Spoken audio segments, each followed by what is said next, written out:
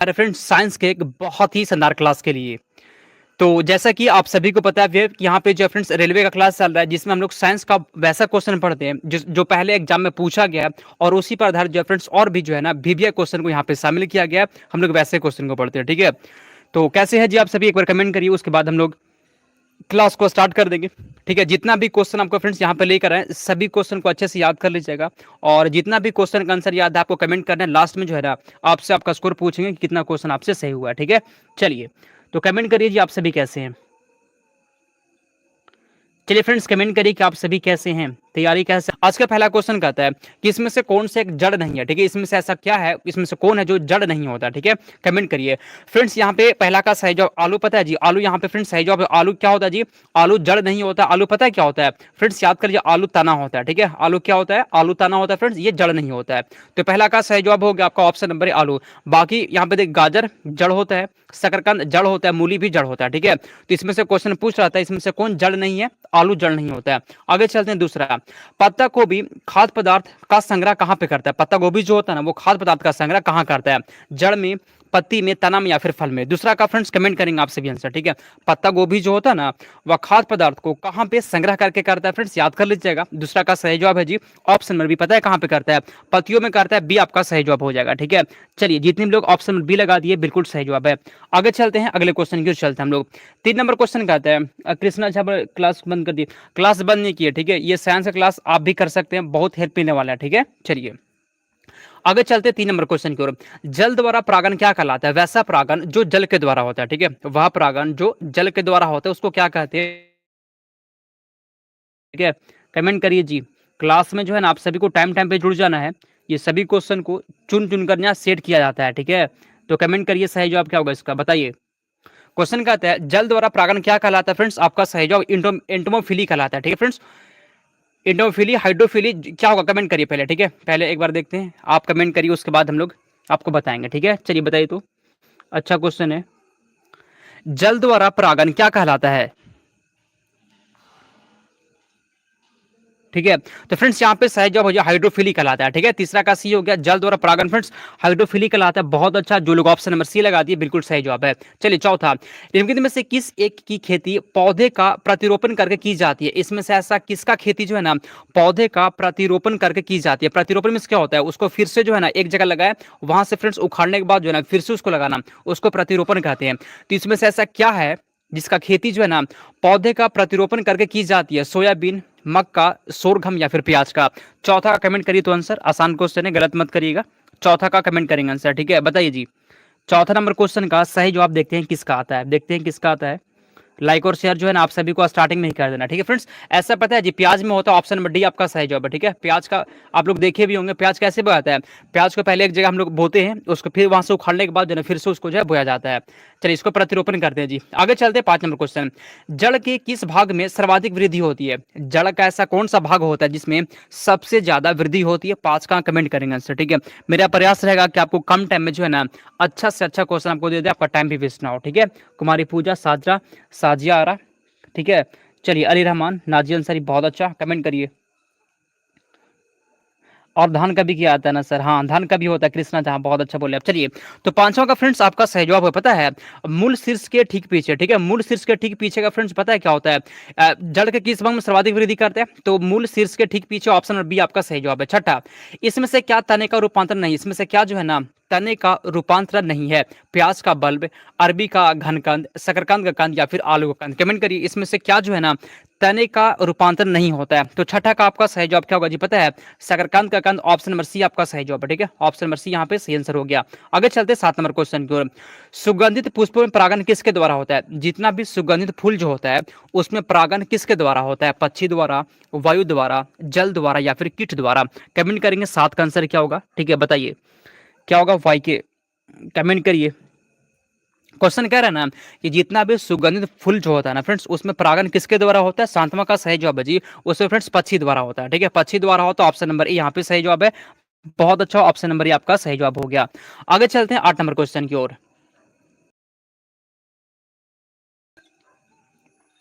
बरगद के पेड़ के तने से लटकने वाली मोटी जड़ें क्या कहलाती है? फ्रेंड्स 8 का क्वेश्चन का सही जवाब बताइए। क्वेश्चन का था ना कि बरगद के पेड़ के तने से लटकने वाली मोटी जड़ी क्या कहलाती है? वलयाकार मूल, वायवीय मूल, स्तंभ मूल या फिर आरोही मूल? कमेंट करिए फ्रेंड्स, आंसर इसका क्या होगा बताइए। क्या होगा इसका सही जवाब? कमेंट करेंगे आप सभी, ठीक है। 8वां का फ्रेंड्स कमेंट करिए आंसर।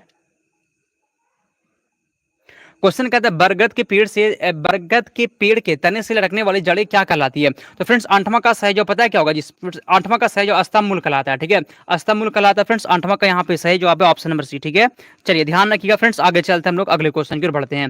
9 नंबर क्वेश्चन कहता है इसमें से कौन सा एक तना होता है? इसमें से तना कौन सा होता है? अभी थोड़ी देर पहले आपको समझा चुके हैं, ठीक है। अभी थोड़ी देर पहले जो है आपको समझाए। कमेंट करिए, कमेंट करिए, कमेंट करिए, ठीक है जी। चलिए कमेंट करिए, इसमें से कौन सा तना होता है? फ्रेंड्स 9वां का यहाँ पे सही जवाब हो जाएगा आपका, याद कर लीजिएगा। अदरक जो होता है फ्रेंड्स, अदरक ये भी तना होता है, ठीक है। अदरक जो होता है ये क्या होता है जी? तना होता है। और क्या होता है तना? याद कर लीजिए फ्रेंड्स, आलू, ठीक है। आलू भी तना ही होता है, ठीक है। आलू हो गया आपका, अदरक हो गया। तो 9वां का डी यहाँ पे सही जवाब है, ध्यान रखना है। आगे चलते हैं 10 नंबर क्वेश्चन की ओर। इसमें से कौन सा फल अनिषेक फलनीय होता है? अनिषेक फलनीय कौन सा होता है? केला, सेब, सहतूत या फिर स्ट्रॉबेरी? 10 का आंसर कमेंट करेंगे आप सभी, बताइए इसमें से कौन सा फल जो है ना वो अनिषेक फलनीय होता है? 10 का कमेंट करेंगे आंसर। चलिए, अभी आलू बोले, आलू भी होता है, और जो ऑप्शन में दिया था ना ये भी तना ही होता है। सुन लीजिए, अदरक भी होता है, ठीक है। इसमें तो ऑप्शन में तो आलू कहीं पे दिया हुआ नहीं है। आलू और अदरक ये तना में आता है, ध्यान रखिएगा। आगे चलते 10 नंबर क्वेश्चन। इसमें से कौन सा फल अनिषेक फलनीय होता है जी? पता है कौन सा होता है? केला फ्रेंड्स, ऑप्शन नंबर ए आपका सही जवाब हो गया। आगे चलते हैं 11। अनानास किस प्रकार का फल होता है? अनानास जो है ना किस प्रकार का फल होता है? कमेंट करिए 11 का सही जवाब। देखिए क्वेश्चन को हम कैसे सेट करते हैं। मान लीजिए फ्रेंड्स कोई एक क्वेश्चन पूछा तो उसी पर आधारित और भी जो क्वेश्चन एग्जाम पूछता है ना वो सभी क्वेश्चन को चुन चुनकर हम सेट कर देते हैं, ठीक है। मान लीजिए क्वेश्चन पूछा कोशिका का, तो कोशिका से संबंधित और भी जो क्वेश्चन बनता है वो क्वेश्चन को हम जो है एक जगह जो है फ्रेंड्स उसको सेट कर देते हैं, ठीक है। तो वैसे जो है ना आपको पढ़ा रहे हैं, बस आप जुड़े रहिए, विश्वास करिए आपका तैयारी बहुत अच्छा हो जाएगा, ठीक है। चलिए, तो 11 का फ्रेंड्स पता है क्या होगा आंसर? इसको साइकोन्स कहते हैं, ठीक है जी। ऑप्शन नंबर बी आपका सही जवाब हो जाएगा। 11 का सही आंसर हो गया आपका ऑप्शन नंबर बी। अनानास किस प्रकार का फल होता है? साइकोन्स। आगे चलते हैं हम लोग 12 नंबर क्वेश्चन। विश्व में सबसे लंबा पौधा कौन सा होता है? बहुत सारे एग्जाम में ये क्वेश्चन पूछा गया, ठीक है। बहुत सारे एग्जाम में ये क्वेश्चन पूछा गया है, विश्व का सबसे लंबा पौधा। 12 का आंसर क्या होगा? कमेंट करिए। लाइक और शेयर क्यों नहीं करते आप सभी, ठीक है। ज्यादा लोग देखते हैं, लाइक कम करते हैं, ऐसा नहीं करना, ठीक है। बीना कुमारी, नासरीन, शिल्पी, लाल बिहारी, पता है सबसे लंबा पौधा जो होता है फ्रेंड्स, याद कर लीजिएगा, यूकोलिप्टस होता है, ठीक है जी। यूकोलिप्टस सबसे लंबा पौधा होता है। 12 का सी इसका सही आंसर है। आगे चलते हैं हम लोग 13। इसमें से कौन सा रूपांतरित तना होता है? ठीक है, रूपांतरित तना कौन सा होता है? कमेंट करिए। 13 का सही जवाब क्या होगा? अभी समझाया था आपको तना क्या होता है, ठीक है।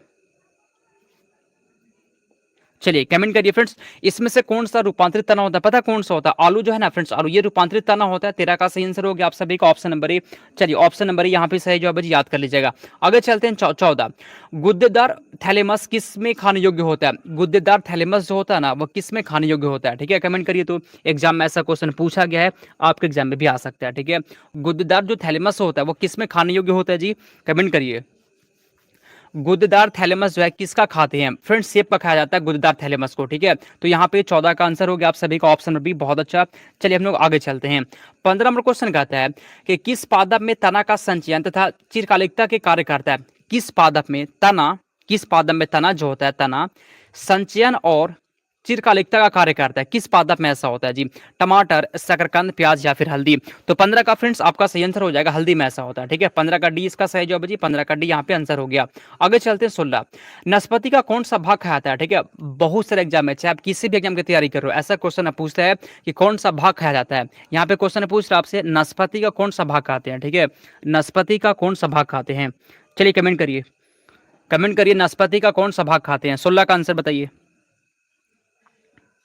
नाशपाती का कौन सा भाग खाते हैं जी? गुदेदार पुष्पासन को खाते हैं फ्रेंड्स। 16 का यहाँ पे सही जवाब हो गया आपका ऑप्शन नंबर सी, गुदेदार पुष्पासन खाते हैं नाशपाती का, ठीक है। 16 का सी, बहुत अच्छा। साजरा परवीन और खुशबू यादव, सादिया सना शेख, इसमें बहुत से लोग आंसर सही दिए हैं। आगे चलते हम लोग 17।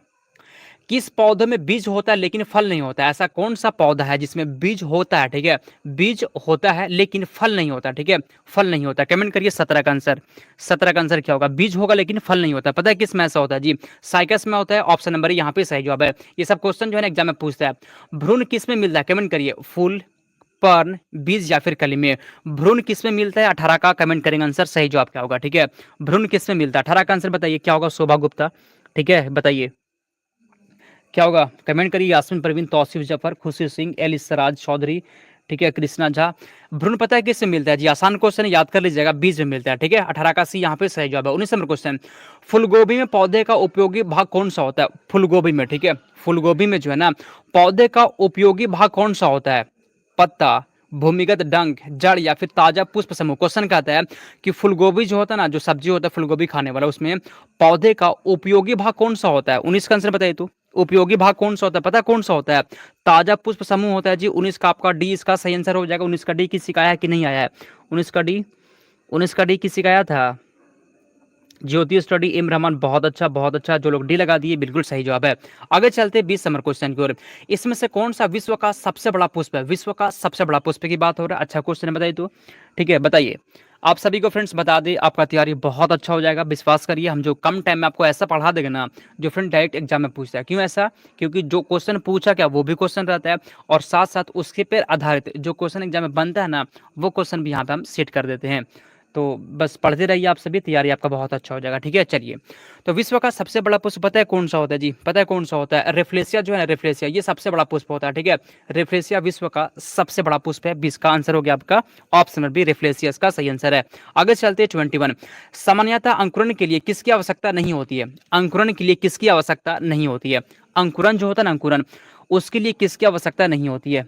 सर मेरा आज बहुत सही हो रहा है, बहुत अच्छा सही हो रहा है, तो बहुत अच्छा। ठीक है, चलिए कमेंट करिए। अंकुरण के लिए किसकी आवश्यकता नहीं होता है?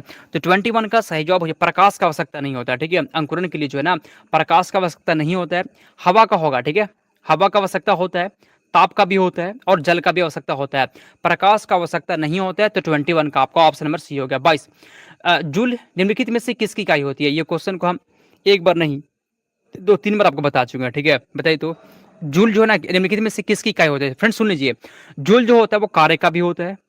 जूल जो होता है वो कार्य का भी होता है। ठीक है, जूल जो होता है ना, कार्य का भी होता है, और किसका होता है फ्रेंड्स? एक तो कार्य का होता है, और एक ऊर्जा का होता है। ठीक है फ्रेंड्स, याद कर लीजिएगा, ऊर्जा का भी मात्रक होता है जूल, और कार्य का भी मात्रक होता है। ठीक है, ये क्वेश्चन जो है ना आपके एग्जाम के लिए बहुत ही इंपॉर्टेंट है जी। तो 22 का ऑप्शन नंबर ये आ गया है। साजरा परवीन का, इम रहमान का, एलिसा चौधरी का भी सही आंसर है, और किसका, वाईके का भी सही जवाब है, यास्मीन परवीन का भी सही जवाब है, नासिन का भी सही आंसर है। ठीक है, बी नहीं होगा, गलत हो गया जी आपका। कृष्णा झा गलत है, रानी कुमारी गलत है, सुधार लीजिएगा।